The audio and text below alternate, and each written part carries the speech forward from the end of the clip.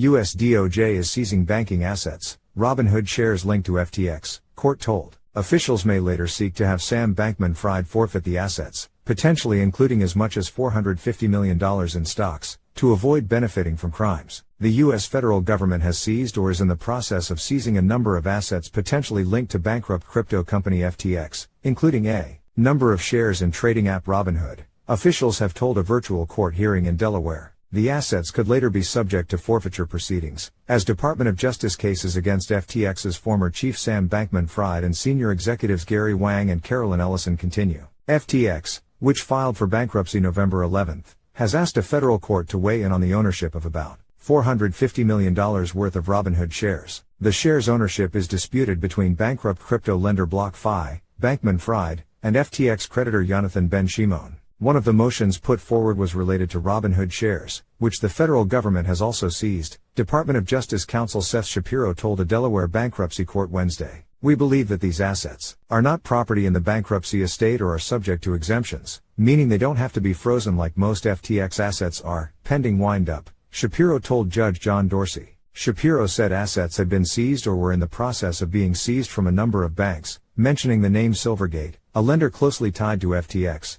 and could be later subject to civil or criminal forfeiture proceedings, a process to stop criminals benefiting from the proceeds of crime. A Sullivan and Cromwell attorney appearing on a screen labeled Brian Gluckstein, who represents FTX, later said he wanted to clarify that these seizures were tied to the Department of Justice's ongoing prosecution of Bankman-Fried, rather than FTX's bankruptcy case as a civil matter. On Tuesday, Bankman-Fried pleaded not guilty to a range of DOJ charges including money laundering and wire fraud.